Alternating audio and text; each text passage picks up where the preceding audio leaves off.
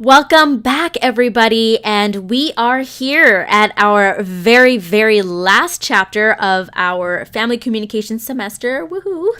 So we made it, and I absolutely love this chapter, and I absolutely love the concluding arguments that your textbook gives you. So let's go ahead and dive right in, and I want to discuss a little bit about why this chapter is important and what it can do for you down the line. So a couple of things. Family communication, the first thing we have to remember is that it's still a very young field. It's still something that needs a lot of poking, a lot of prodding, a lot of exploration, and a lot of research. So no doubt that a lot of the solid theories and practices that you learn today will become more and more developed over time because families change, the world changes, people change, and so this will be a body of work that will continue to need more studying and more exploration. And most importantly, we have to use the foundations of what we've learned and at the same time, still keep an open mind. Scholars definitely need to maintain open perspectives so that when they are studying family communication, they are taking into account different perspectives.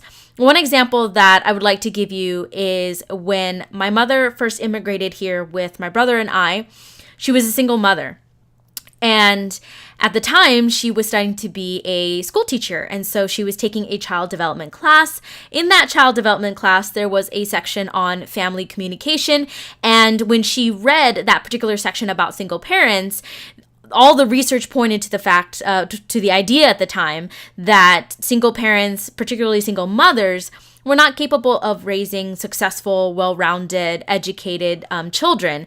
And this saddened her deeply as a student and as a mother to read that because she truly felt that that research was completely accurate and that it reflected the reality of single mothers. Of course, now that we're in modern times in the future, that was, of course, decades ago when she studied that.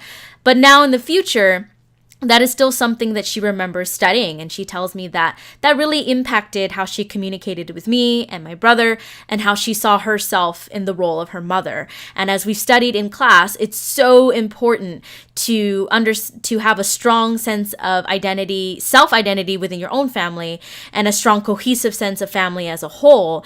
And that research that said that single mothers do not raise successful children really almost to a certain extent worried her and traumatized her.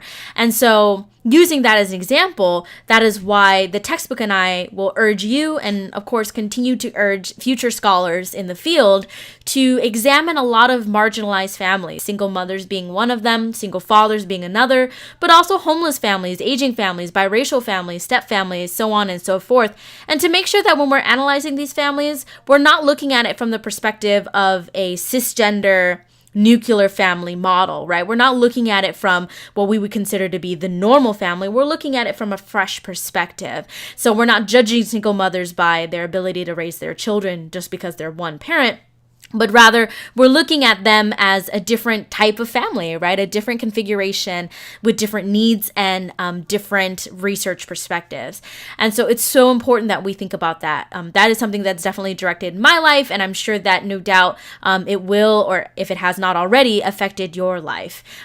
Thinking about how your parents raised you or how you are, if you have children, currently raising your children, it's important to recognize that the knowledge that we have at our disposal really impacts our family communication, which ultimately impacts our own individual identity as well as our family identity too. And the example I have here is of teen caregivers. And so this is definitely something that we will continue talking about because I think this is such a understudied, unknown, and very, very fascinating trend theme, whatever you would like to call it, that has really taken rise now in our modern age, particularly when families are faced with serious medical issues and are not able to take care of themselves. Usually that burden does fall to teenagers now. And it's a mixture of all the lack of social support, economic support that families need. And we've talked about that in our semester as well in multiple junctures. And it also, I think, discusses a wider issue of how the family is evolving, right? I don't think teen caregivers were as prominent in decades past in America as they are now. And that really says a lot about how important it is for family communication theory and research to continue thriving, developing, changing, and keeping up with the way that families change. And I think it's also important for me to remind you all as students as well that you've learned great foundations in this class, but to also continue to keep an open mind and try to understand other people's families and the way they communicate from their perspective rather than our own. And it sometimes can be hard to rip your own worldview out of your own judgment, but it's very important that we do that. Outside of different family configurations, it's also important to discuss other events in families that are not as heavily studied, things like marriage, divorce, remarriage, grandparent and grandchild relationships. This is actually called an intergenerational relationship, grandparent and grandchild relationships. So it is so important to recognize the varying ways in which grandparent and grandchild relationships are different, right, from parent and child relationships. And that is still a body of research that is also not studied.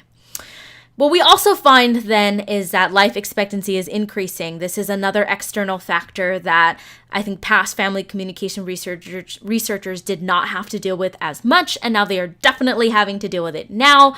Caring for aging and elderly family members is an area that we definitely need more research and more understanding of. That's why it's not even really super present in our textbook, because quite honestly, there just isn't that body of research out there yet. But this is something I think to keep in mind as we move forward, particularly for you as students, because no doubt that in this modern age, it is quite likely that a majority of you will, if you have not already, become responsible for taking care of your aging and elderly family members. And so it's very important that we discuss and understand and think about critically the communication processes that involve all of that type of scenario, such as caregiving, talking about aging, managing death. And we did talk about managing death to a smaller extent in this semester, but it is still something that needs to, I believe, be within the coached context of taking care of aging family members. Another area of research that still needs development is work-life issues. We all, say like, oh, we want a work-life balance. And I am definitely the first to raise my hand and say that my work-life balance is not always the best. I am often checking my email at home while I'm eating dinner with my family. I'm responding to student emails whenever I can, and I'm trying to grade and be at meetings, and kind of my head is always at work and not necessarily always at home as it should be. And so it is important to understand how individuals in general learn how to manage your work life so that it doesn't intrude on your family life. And I think this is particularly important because, as I said earlier, family communication is predicated on this idea of identity. And if your whole identity is based off where you work, then obviously that definitely will affect your family life as well.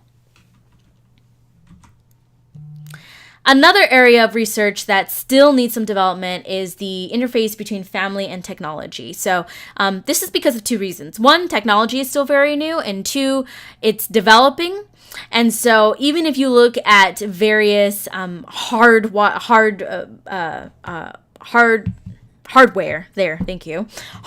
such as having a cell phone versus having a computer, those things definitely change the dynamics of your family communication and family relationship. And we touched on this a little bit in our semester when we talked about social media and how it replaces TV time. So another developing technology like social media is now sometimes replacing or edging out old technologies like television. But it is important to continue to study the relationship between family and communication for three key reasons.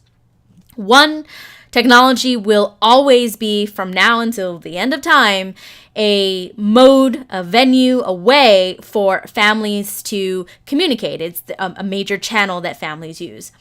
Secondly, technology also helps us talk about the family as well as with family members, so we engage in both communication and meta-communication. Technology also provides families a way to not only talk, but how to start different conversations. Because sometimes maybe you don't want to say something face-to-face, but you're more comfortable texting a person, right? And also a lot of you also mentioned that you keep in touch with family members via social media that you wouldn't normally keep in touch with.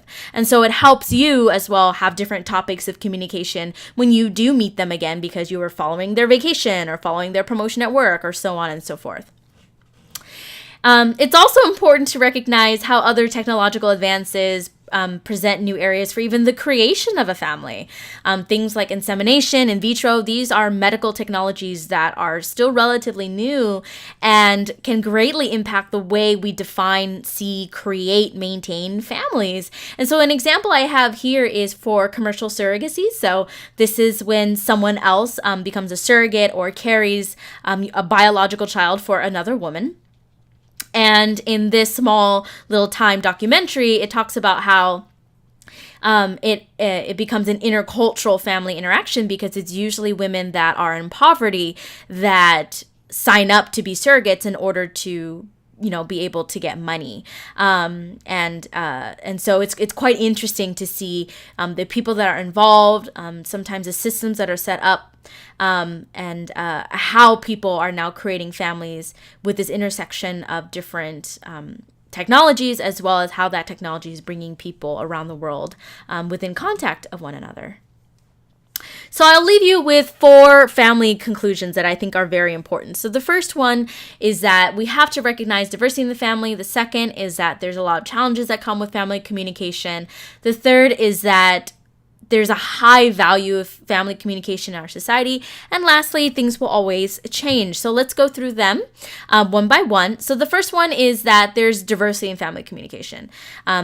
To a certain extent, I know I started off this lecture kind of saying, like, we need to study this more, we need to study that more, this is important and that's important. And at the same time, it's incredibly difficult to do so, because within all cultures, as we learned, there's co-cultures, there's subcultures, there's subsystems, macrosystems, right? And we learned that there's a lot of layers even leading up to the family, and even within a family, there's different layers within that family itself, right? And so because of that, and because of the different configurations of families and the way we classify them, there is heavy diversity in the way that families communicate. So it is incredibly difficult to try to pin down, right, one specific way, or 2 or 3 or 4 even specific ways that we understand family communication, because there's a huge difficulty in generalizing families based off these different variables that change via context. And so I put this example here of a collectivist value family, where they're much more high context, collectivist. They speak more with their nonverbals than their verbals.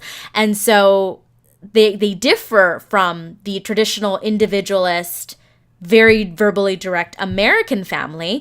And so here I really recommend you watch this video so you can see this idea of diversity in families play out, because even though families can all still love each other and care for each other, they express it in different ways. And that expression is key, because it helps mold and shape the family unit and identity, and ultimately it molds and shapes the people within that family. Secondly, there are just a multitude of different challenges that come along with family communication. Not only, as I talked about recently, families are diverse in their communication, they also view family communication differently. Other cultures, like I said, really embrace that direct, open verbal communication, and others do not. And it's also important to recognize that we are making some strides in this area, where we are now studying a lot more the role of violence in the family, things from spanking all the way up to domestic abuse. And it's interesting to see the connections that we've been able to make so far, such as how verbal communication, verbal aggression actually can predictably lead to violent acts. We usually find that with violence, we can examine it from 3 perspectives. We can look at it from someone who wants to apply it in an instrumental way. So am I using this communication to achieve something, achieve a goal? Or am I using this communication relationally? Am I using it as a way to just develop a relationship? So not really to achieve a specific goal or to get anything done, but just to maintain my relationship. Or am I doing it to maintain my own identity and my own sense of self? And this very last bullet point of the identity dimension is usually where abusers, for example, operate from. So when abusers enter that abuse cycle with their victims, they will physically or verbally abuse their victim, and then afterwards either apologize for it, buy their victim a gift, or promise they won't do it again, or threaten their victim and say, well, you need to stay with me because XYZ. Regardless of the direction that they take, that communication that they engage in after the abuse to try to control the victim is a form of identity communication. It operates from that identity dimension. They want to maintain this kind of desired image with their victim. They either want to be seen as the kind, regretful abuser that made a mistake, or they want to be seen as the abuser that shouldn't be messed with, right? That is strict, that has the ability to punish and reward at will. And so regardless of what it is, usually we find that abusers are primarily communicating from an identity standpoint, from where they just want to assert their identity and their own power.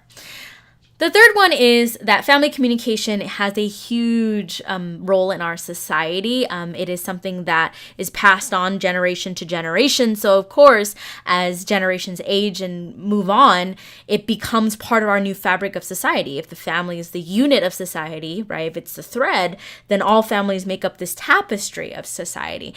And so interaction patterns usually are learned and they endure for a very long time. As we studied family conflict, for example, we found that a majority of children who saw their parents engage in conflict in a certain style, they usually grew up to mimic that style themselves. So that just shows us that interaction patterns learned in the family endure for most people, generally speaking. And of course, as they marry or create families with other people, then they create these kind of new patterns along with it. So I have an example here from The Big Bang where these three men are asking for advice on how to go fishing and how to get a fish, and they have not had that experience with their father, so they go to a friend of theirs, a girl who has had that experience with her father, who has been fishing and done all of those fishing activities with her dad, and so she kind of has to teach them how to do that because that wasn't a pattern that they learned how to do. And so when they got the fish, they're like, ew, that's gross. And then she's like, don't say ew, you don't want people to hear you say ew. So it's a very good example of those learned patterns. And lastly, the recognition of changing times. Things will change. People will change, right? Even month to month, year to year, you yourself as an individual, you change in your perceptions of the world, your priorities, all of that. And so because of that, it is important to recognize that as a final conclusion here in this semester and in this chapter, that what happens in the social, economic, and political world outside of the family will always affect life inside the family. And so families therefore must engage and adapt in a way to survive, because families, as we've learned, are systems, and systems must learn to adapt in order to survive. And so families must do two things. They have to balance their own approaches to family life in conjunction with the idealized, socially acceptable version of what family communication looks like.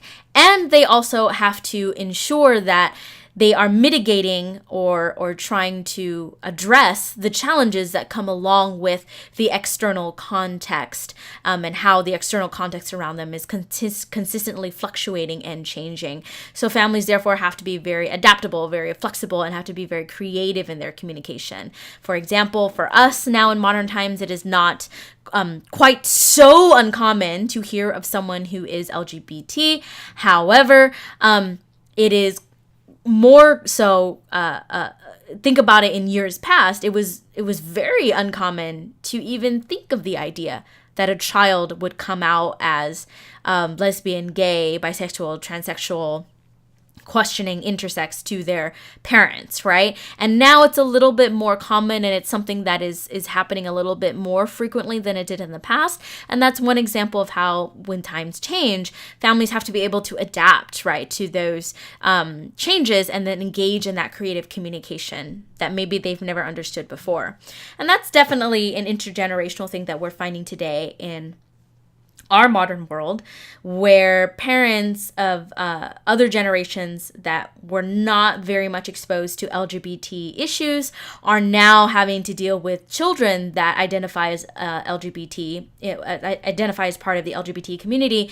And these parents, because it was never part of their worldview, it was never part of their external context, they do not know how to manage and mitigate those things. So the successful ones become creative. The successful ones are the ones that get creative with focusing on family unity and using communication to focus on that rather than promoting division and conflict. So with that being said, you are all done. These are our big 4 conclusions. There's still a lot for us to do out there, still a lot for us to learn, but I do hope that this semester has been helpful for you in a lot of different ways. And of course, if you have any questions about this lecture or any other lecture, you know where to find me, and I will see you all later. Bye.